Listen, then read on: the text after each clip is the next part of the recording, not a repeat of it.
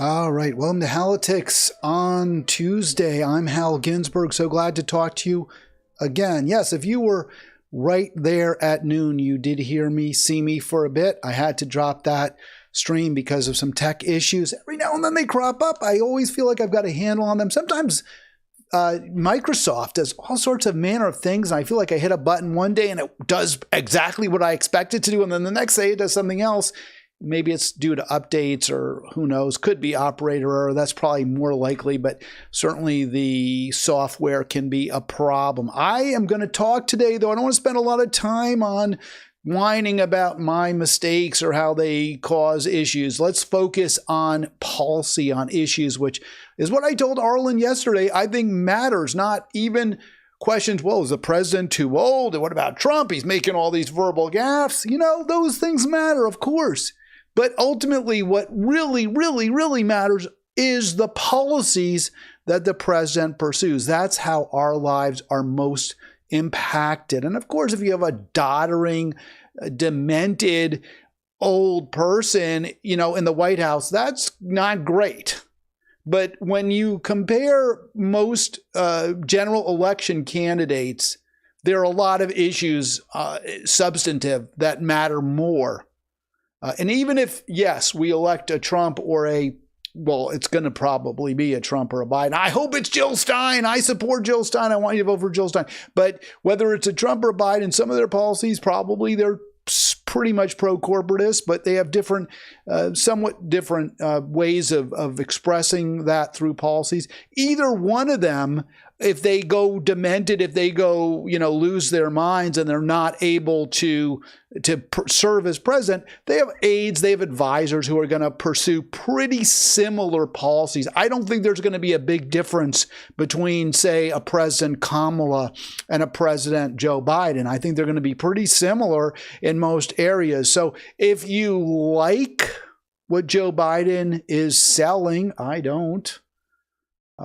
He has a decent pitch. You know, Arlen made a good case that he did a nice State of the Union. I guess that's true. Again, for me, that's just a sales pitch. It doesn't mean anything really. I just look at the records. But, you know, if you like Biden's record, if you think he's on the side of working people, if you think that he's trying to prevent us from getting into World War III with Russia, if you're satisfied with his stance vis-a-vis Israel's genocidal acts against Gaza, if you believe that he is really reining in our greenhouse gas emissions, if you like those policies and you believe that those really are, you know, that's what he's doing, then I think you should vote for Joe Biden. And even if he loses his mind completely in office or he dies or what have you, and Kamala Harris takes over, she'll pursue pretty similar policies. Now, I don't think he's doing all those things, so I'm not going to vote for him. But if I did, I'd vote for him. I'm not going to vote for Trump because I don't like people who try to take over the government and change the results of democratic elections and, you know, repeal Obamacare without any alternatives in place. And lock people up and separate families. I don't like any of that. So I'm not going to vote for either one of these guys. But fair is fair. And when Trump says or does what I think is right or presses the buttons that I think will make things better or says he'll press the buttons that will make things better, I'm going to make that point. So today's program, Trump's right about tariffs and MSNBC is wrong. Don't believe me? Just ask Tom Hartman.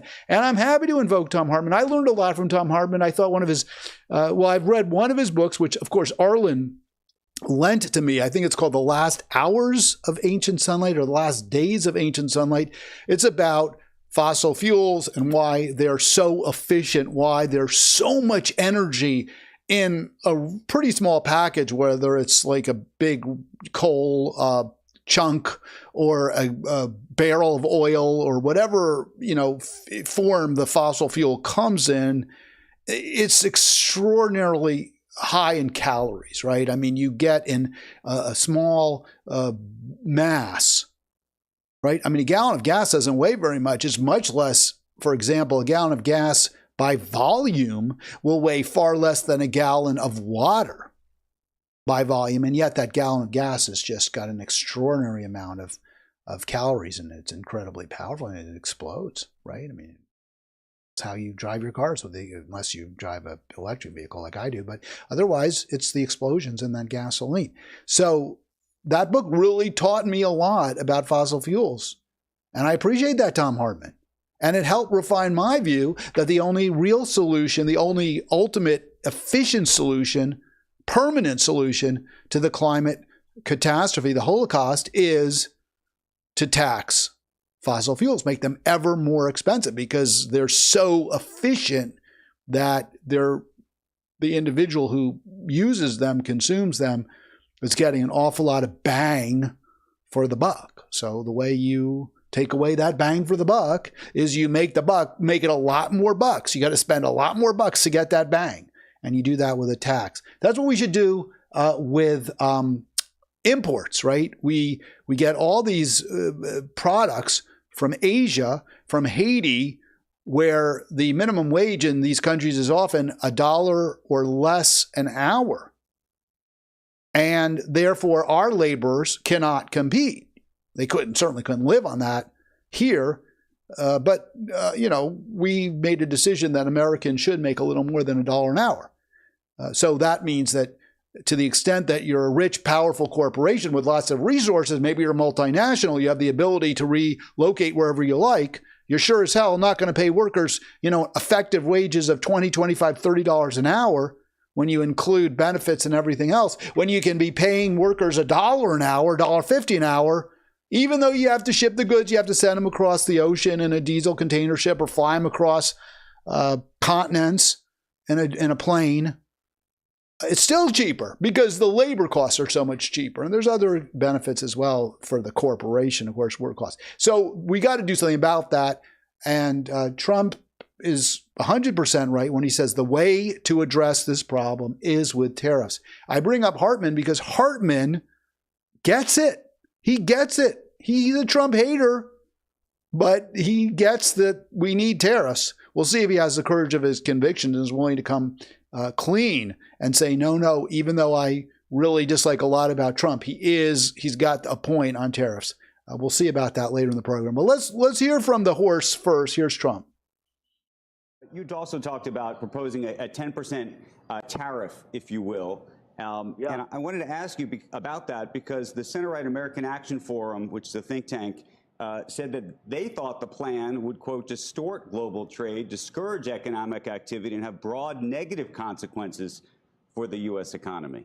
All right, so let me stop it there. That's CNBC, so that's a more conservative, right? There's MSNBC is obviously, I don't know, I hardly call them liberal, but I guess that's the new liberal is MSNBC, certainly the new corporate liberal. And CNBC, is much more pro-Republican, whereas MSNBC is pro-corporate Democrat. CNBC more pro-corporate Republican. But look, they're not giving Trump any easy softball questions. They don't like tariffs either. Remember, these news media are owned by very wealthy people.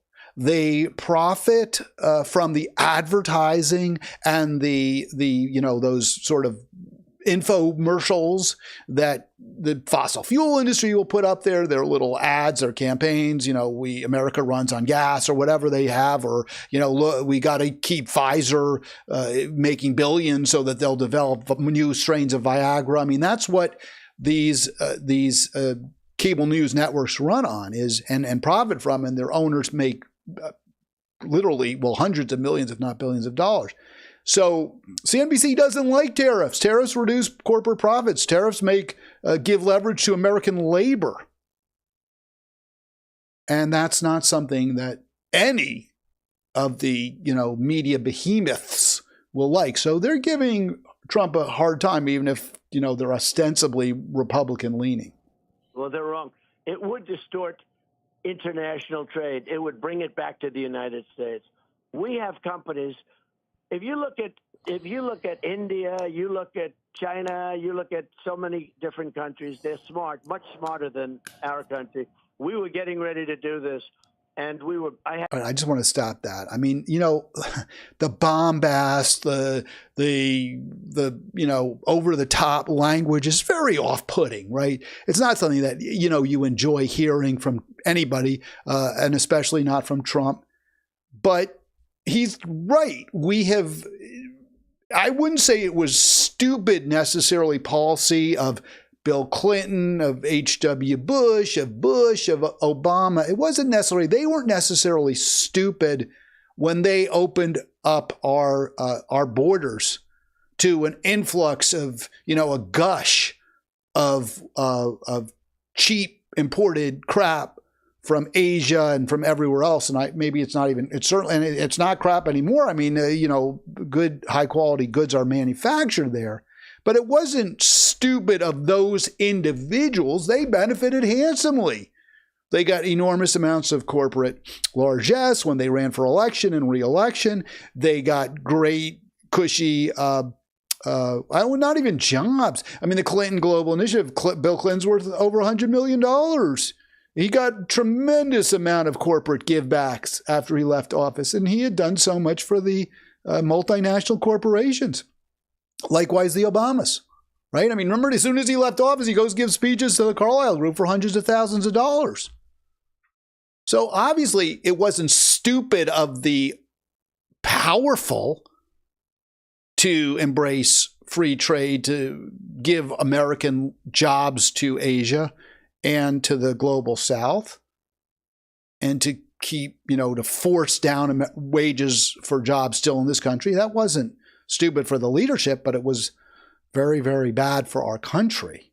And Trump gets it. Had it just about set. But you don't think it would result in higher prices for American families? By some estimates, it could be the equivalent of $2,000 a family, according to the economists. All right, so listen to that. So $2,000 a family more, because when you pay workers more, you may have to raise the prices of the products that you sell. Now, there's going to be a lot of countervailing forces to that hike. I mean, there's money saved if you manufacture in the United States. You have far less transportation costs, for example, for one. And there's other costs as well. Language barriers add costs.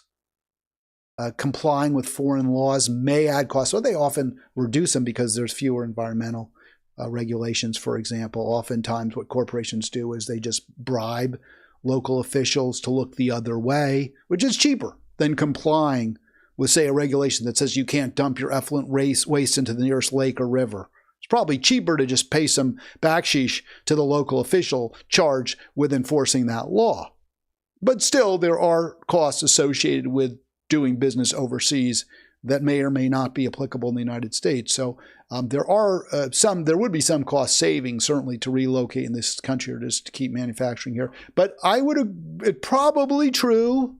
There may be higher costs associated with some goods and services made overseas. That's CNBC. That's the argument that host just made. That's the question he just gave. That, interestingly, is exactly the argument that MSNBC makes. But instead of asking it, they just say it. Americans are concerned, but Trump's proposal for a 10% tariff on imports would make it worse. That's the bald assertion of MSNBC. Don't believe it. You'll hear from Tom Hartman in a moment why that's not the reason.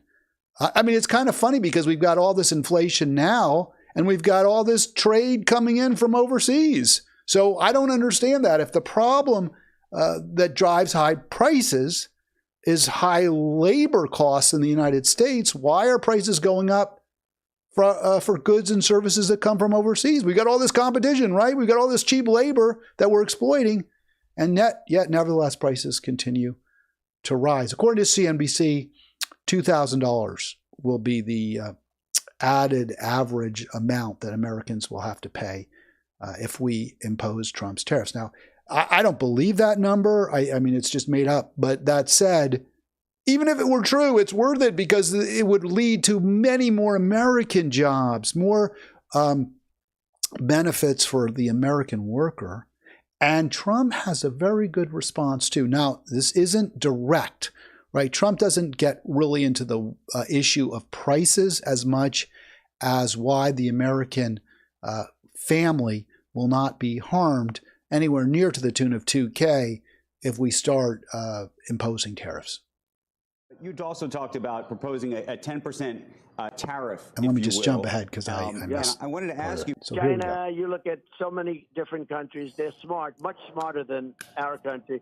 We were getting ready to do this, and I had it just about set. But you don't think it would result in higher prices for American families? By some estimates, it could be the equivalent of $2,000 a family, according to economists. No, I think I think taxes could be cut. I think other things could happen to more than adjust that. But all right, so let me stop it there.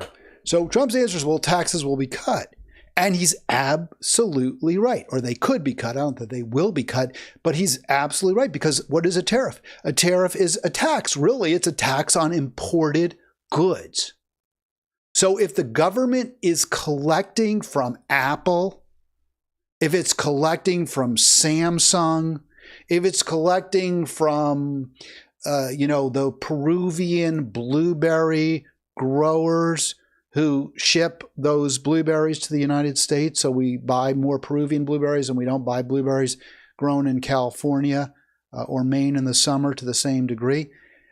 If they have to pay to bring those items into this country, then that is fungible money, fungible government revenue that can be used dollar for dollar to reduce the burden on the American taxpayer. It's really very simple.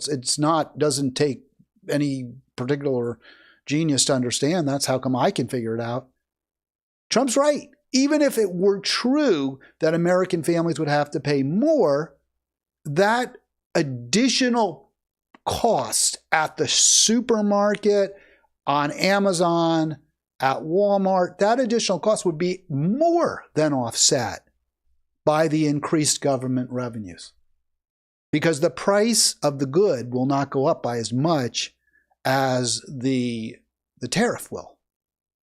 The company cannot raise its price. If there's a $50 tax on every iPhone brought in from China, the price of the iPhone should not go up by $50, it's go up by $40, some lower amount, because demand is going to be reduced, because there's going to be increased competition from other manufacturers, hopefully in this country. Hopefully people start making, and ultimately, if the tariff is high enough, they will start making goods and services in this country. More jobs for Americans. Here, Trump speaks a little bit about that. I'm a big believer in tariffs for two reasons. Number one, I fully believe in them economically when you're being taken advantage of by other countries. For instance, China was taking advantage of us on the steel. They were destroying our entire steel industry, which was never doing very well over the last 25 years anyway, but, because it's been eaten alive by foreign competition. And they were dumping steel. I put a 50% tax on China steel coming in, and every person in the steel industry, when they see me, they started crying. They would hug me. They would kiss me. Sir, you saved our industry. All right, so probably a little hyperbolic there, but I don't think it's complete nonsense. It's not complete hogwash when he's saying, oh, the steel workers thanked me. Because I've talked to workers who do have tears in their eyes, when they recount how their jobs were lost when NAFTA came in, when all the free trade agreements came in, and companies would just take the jobs and move to Mexico, move to Asia, move to the Caribbean, because they could, because they simply could, because they wouldn't have to pay tariffs when they brought their cheap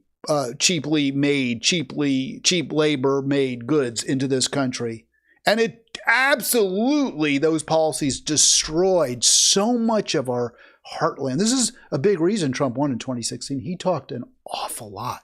Trade was a huge part of his campaign. This is why when people say, "Oh, this isn't why people vote for Trump." It's not. It hasn't got anything to do with policy. It's just he's suckered them. He's made chumps of them. That kind of claim, and it when examined, you realize it's just not true. I want to just show this real quick. The policy that Trump is calling for is popular. It's why he won in 2016. Now, he didn't get the majority of the vote, and there are a lot of, we can argue about why and all that, but he won ultimately in 2016. He won the Great Lakes states. Here, this is from Scientific American right after 2016 election. It will take days. Yes, it will. Maybe more than days. I talked a lot about this. Also, endless war. Trump won a lot of counties, districts. He did better than Romney had in 2012 and better than McCain had in 2008 in counties with high percentages of veterans, with high numbers of people who were enlisted in the military, who had to serve tour of duty after tour of duty, whose family lives had been destroyed because of endless war. And remember, Trump came out early against the Iraq War. He was never an enthusiastic war supporter.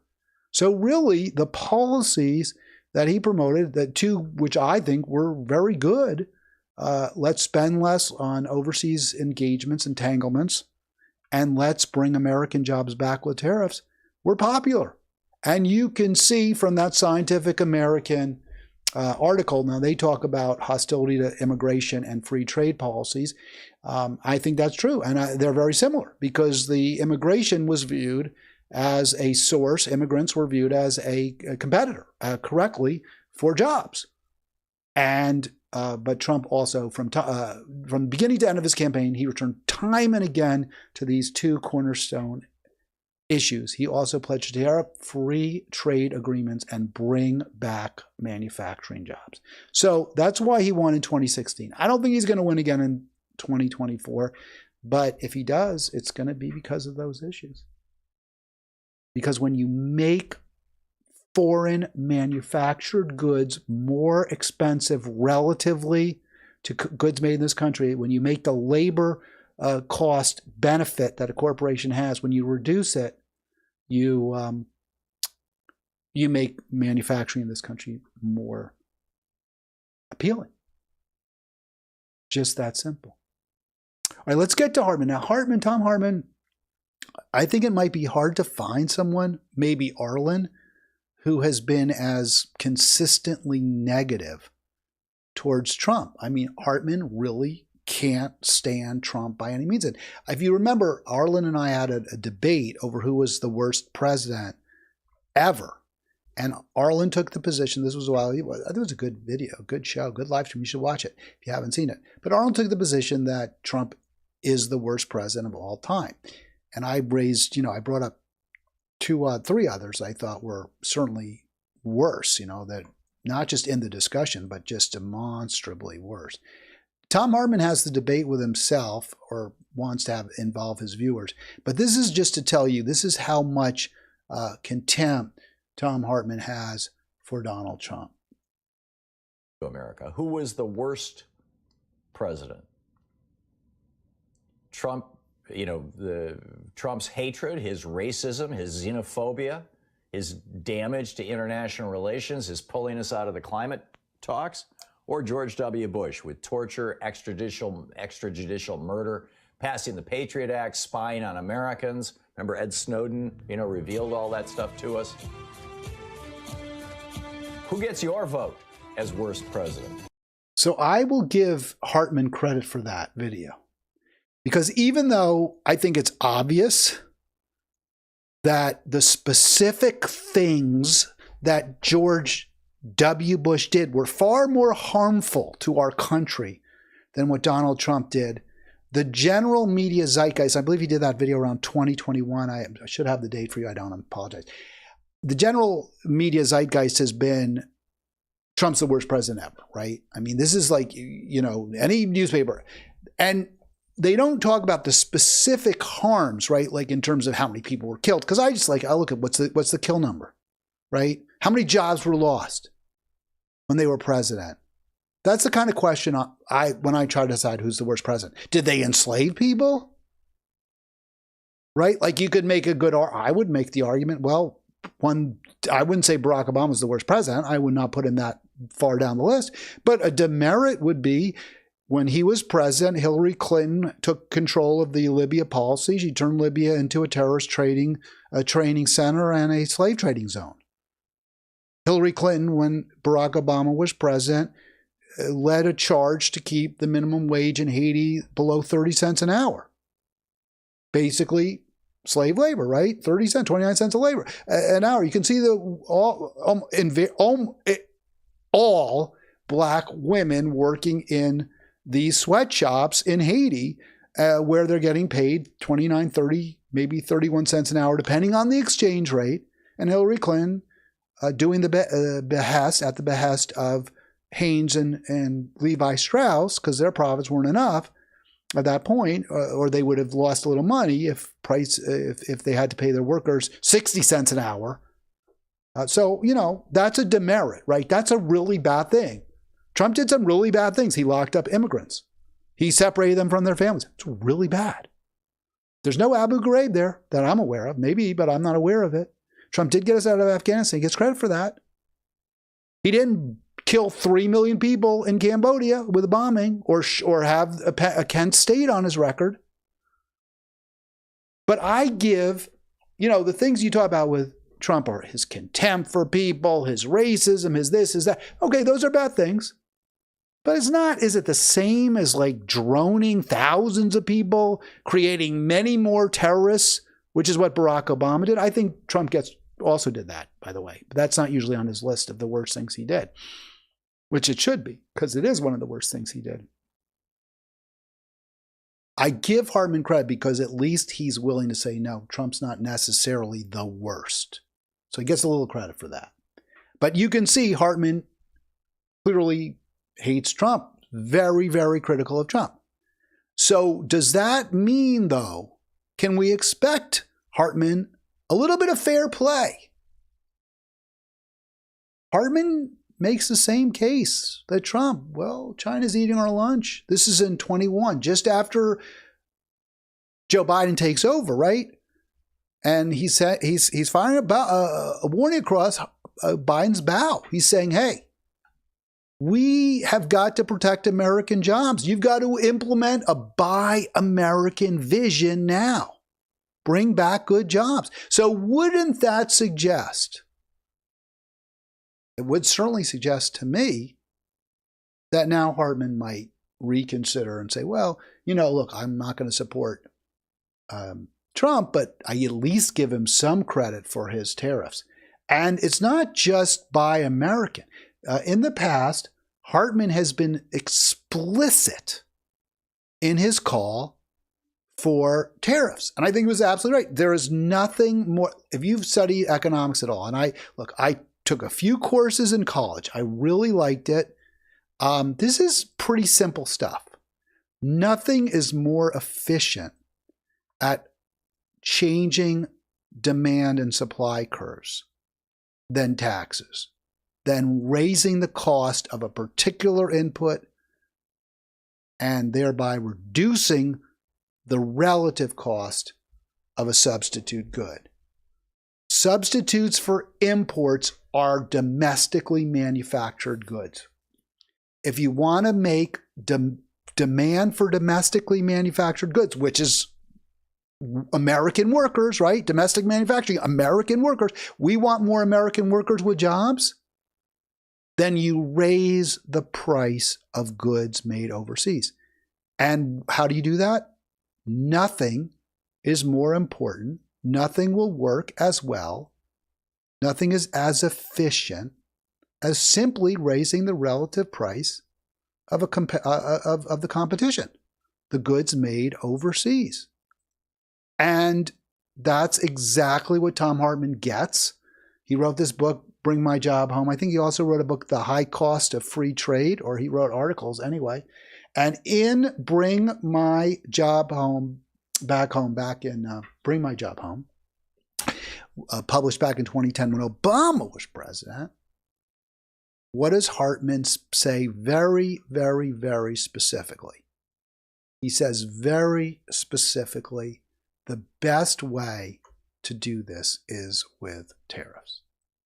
He doesn't mince words. He doesn't call for, some kind of exhortation, or let's bring CEOs into, Washington and cross-examine them on why they're doing things that are bad for our country. He doesn't do any of that. He just simply says the best way, the first big way we can reboot the economy is to get rid of free trade and impose tariffs. And guess what? 100% right. There's no doubt about it. The most efficient solution, you simply make the competitor to American labor, you make it more expensive. So, Hartman was right. And the person who listened to Tom Hartman, or I don't know if he listened, but he did what Hartman calls for, is Donald Trump. Didn't do it very well, didn't do it very efficiently, as Hartman takes no, is at pains, I guess is the way you say it, at pains to say, despite supporting tariffs, Trump did it in such an inefficient way that didn't really help the economy that much, and it did increase trade deficit. He's right. It shouldn't have, but it did because of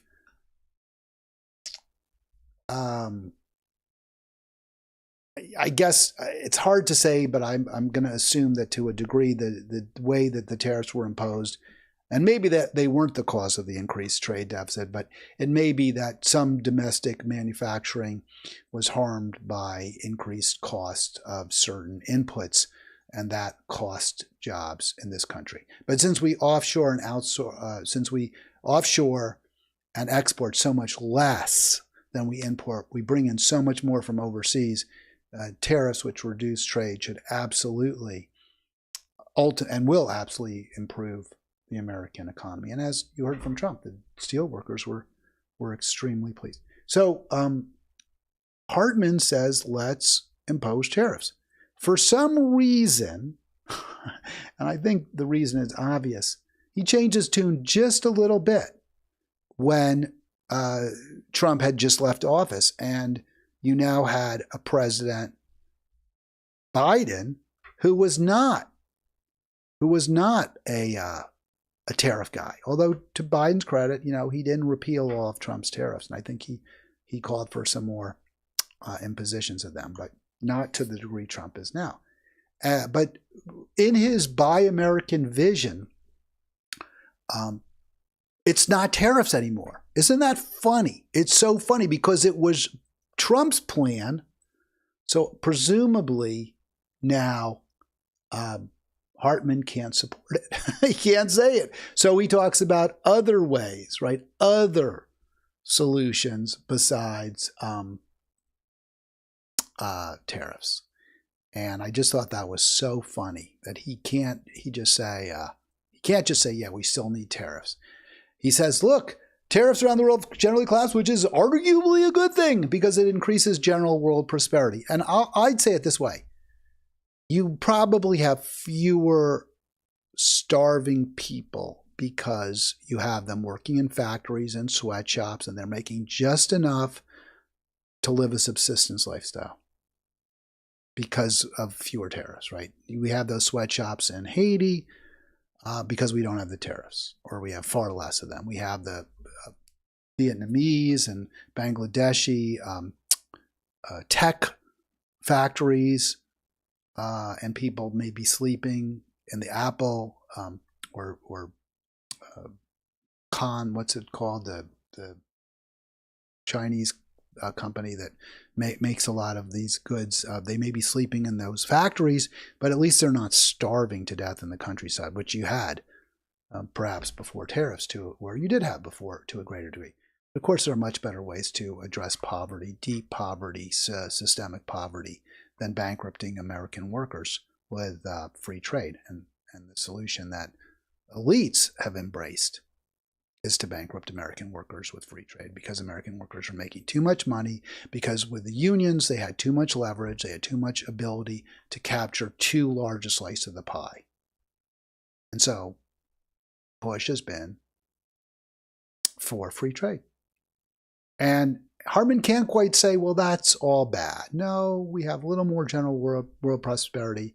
And there are other tools we can use to encourage domestic manufacturing and technological innovation. Yeah, there are other tools. We can provide tax breaks. We can provide various incentives. Of course, all of that costs money. The government provides a tax break to a particular industry, then that means there's less government revenue, which is the opposite. When there are tariffs, there's more government revenue. When we provide a tax break to, to startups, which generally don't need tax breaks because they don't have any profits. But to the extent we provide tax breaks in certain industries like solar paneling, for example, that means less revenue. That means higher taxes on Americans, as opposed to tariffs, which mean more government revenues and lower taxes. So clearly tariffs are better. Also, tariffs are much more efficient because when the government provides various incentives and tax breaks and the like, it's invariably picking winners and losers. Right? I mean, well, we're going to say we like these solar panels, but we don't like those kind of solar panels. We like wind, but we don't like hydro. It's picking winners and losers. If you just say, hey, everything made overseas, you're going to pay a tariff when you bring in the country, there's no winners. The losers are those who use foreign labor, who don't employ Americans. And that's what we're trying to do, right? We're trying to stimulate American domestic manufacturing. So tariffs are the solution. Clearly. Hartman can't say that. Why can't he say it? Well, he can't say it because Donald Trump supports it. And he thinks Donald Trump is either the worst president of all time or the second worst or the same as or tied for worst with W, which is absurd because there's, he ignores Nixon. He ignores the great enslaver, Andrew Jackson. He ignores Reagan, who slashed taxes from 70% on the richest, highest paid, highest earners to 28%. So, again, if you're going to look at what presidents did, Trump's not the worst. He's clearly not the worst. Hartman tries to jerry-rig a couple of arguments to support his theory there that instead of tariffs, we could use there are other options available, other tools in the kit. And he says, look, countries that trade heavily with each other rarely go to war. And the example was no two countries with McDonald's burger outlets had ever at that time gone to war. Well, obviously they have now. It's absurd. It's a terrible argument. It's incredibly stupid. When you have free trade, you impoverish workers in richer countries. And they get pissed off. They get angry. They don't like it. And guess what they do? They start voting for demagogues and right-wing populists. People like Hitler, for example. The idea somehow that if we have free trade or we trade with a country, we're less likely to go to war with them. And therefore, we should incentivize as much trade as possible with free trade agreements is just hogwash, is what it is. And that you understand that, let me just put this up because we traded. We traded with the Nazis. How Hollywood helped Hitler. In devastating detail, an excerpt from a controversial new book reveals how the big studios, desperate for German business, let Nazis censor script, remove credits from Jews, get movies stopped, and even force one MGM executive to divorce his Jewish wife. I think that was an MGM executive in Germany. I don't think it would have been and all the MGM executives in the United States pretty much were Jewish, right? Certainly Albie Mayer was. So, and the guy who was the genius, the kid genius there, Thalberg, although he died around 34, 35, 36, something like that, just after the Nazis came to power shortly thereafter. In any event, the point is that corporations will always look to do business, even with the most evil regimes. It's just not true that trade prevents war.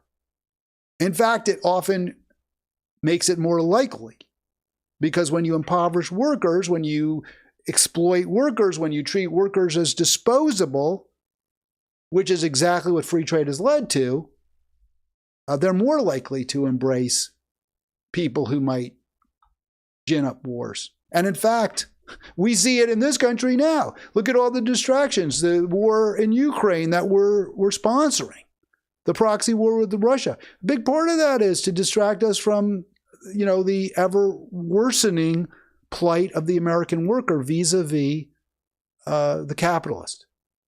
And I know, yes, the economy's looking good right now and jobs are up. It's true. It's true. But that said, the pie is still cut incredibly unfairly. It's not getting cut any more fairly. And once the massive deficit spending that this government is engaged in stops, when we run out of the money, the resources to just keep pushing cash, capital more and more into the economy, when the government loses that ability at some point or just simply stops doing it, or interest rates start to rise because there's a fear of default, when that happens, the economy will collapse quickly. There is a solution, though, and the solution is higher taxes on the rich. Instead of spending money we don't have, we should spend money we do have, which is money that the wealthy have accumulated. Neither party's calling for that. All right, 240, I'd love to talk to you, 242-5646, 240-242-5646. Please don't forget, click subscribe. Really want to see those close to 200. That would be nice. It would be nice. It would be nice. It would be nice to get to 200. Also, I want to show you, this is from Hartman. In response, he himself collapses the argument about more world peace because of trade. The argument we should promote free trade because it reduces the likelihood of war, according to Hartman, falls apart when it's used as an excuse to ship manufacturing for products in heavy domestic demand to offshore facilities simply because labor is cheaper and environmental regulations are weaker. And yeah, it does collapse because when you do that, workers are pissed off and angry, and they'll be more likely to embrace a warmonger. Although Trump, to his credit, does not appear to be a warmonger, whatever else he might be. Yeah, no, Hartman's spot on. We do need tariffs, and Trump, to his credit, is calling for them. All right, just a little more. Okay, yeah, we just talked about that, the populist revolt. Let me get rid of that. 242-5646. I do want to play, worst case. Did we talk, why, one more argument though, that one I just addressed. Trump touched on how tariffs will bring in more money, which will lead to less, or could lead to a reduced tax burden on working people. So in the end, they would have a net gain from tariffs, because whatever increased costs result from the tariffs will be more than offset by the increased revenues to the U.S. government. Also, we'll have more jobs in this country. Well, that's true. That's correct. But Hartman more directly addresses, and I think accurately addresses, why the real problem, the real cause of inflation is not the cost of labor. That is not what's driving it. So we shouldn't fear. I mean, it's not nothing. It's not going to, it doesn't. But there's also a lot of data that suggests that sometimes when you raise labor wages, you don't see prices rise, because companies often pay wages well below the actual market rate. In other words, if you had a real you had real open competition for labor, you didn't just have a couple of corporations or a few employers in a market, but you had lots of employers, they would be bidding up the price of labor higher than it is now. And that would actually lead to lower prices as well. So, because more competition leads to lower prices. So more competition for workers would lead to better labor conditions and higher wages. It would also lead to lower costs. The one thing it wouldn't lead to is more corporate profit. Though there'd be probably, hopefully, more efficiency. Companies would act a little more efficiently than they have been. Certainly possible if there was more competition. Hartman nails it here. He really does. So let's listen to what he has to say. Americans are being wiped out basically by democracies. The American, small and medium sized. I want to just stop it there. I was so confused by that statement. Americans are, and he did say it. He said Americans are being wiped out by democracies. I really was, did he mean the companies? I didn't understand that. Was he saying something else? It was very strange. Maybe it was in a response to something that Crystal or Sagar said. You can see them there in the background. But this is, yeah, it's very strange. And this is an ad. I didn't cut this. This just came from they cut it themselves. I didn't cut it for them. So yeah, more from it. Businesses, anyway, first of all, have largely ceased to exist in the American landscape. If you were to go back to 1979, 1980, before Reagan, you would find that basically any town you went to, you'd know where you were because you'd see all these local businesses based on that town, the Saugus Diner or the Kenosha Hotel or whatever. That's all gone. And this is the result of Ronald Reagan in 1982 stopping the enforcement of the Sherman Antitrust Act.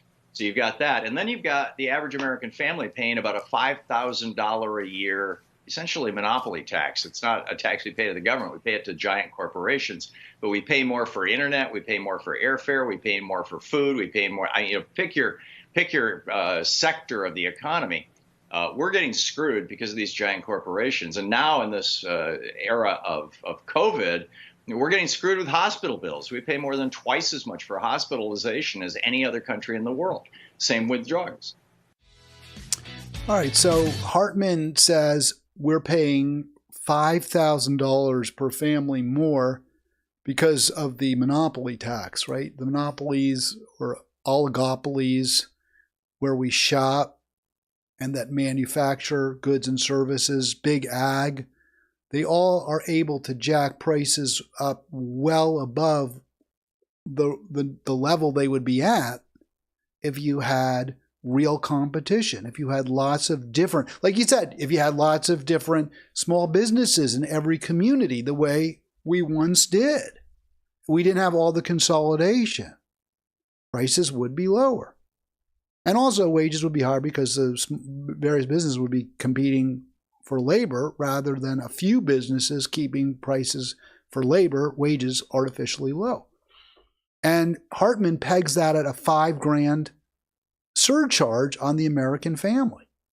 So that's $3,000 more than CNBC said we will have to pay if we have the tariff that Trump calls for. So the net is Americans are better off by $3,000, even if you do impose the tariffs, if we do as Hartman suggests, and he rightly calls for, by the way, much more antitrust enforcement. That's the problem. The problem isn't, or the reason for inflation is not labor costs. The reason for inflation is monopoly and oligopolistic pricing by corporations, both when it comes to what they pay for labor, which they keep low, that price, and what they sell to you.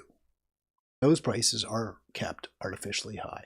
It's awful. It's a horrible situation. Do I think Trump is going to take on big corporations? No. I don't support Trump. But he's right about tariffs. That would make a dent in the the pressure, the amount of power, the influence. It would dent the influence and the impact that the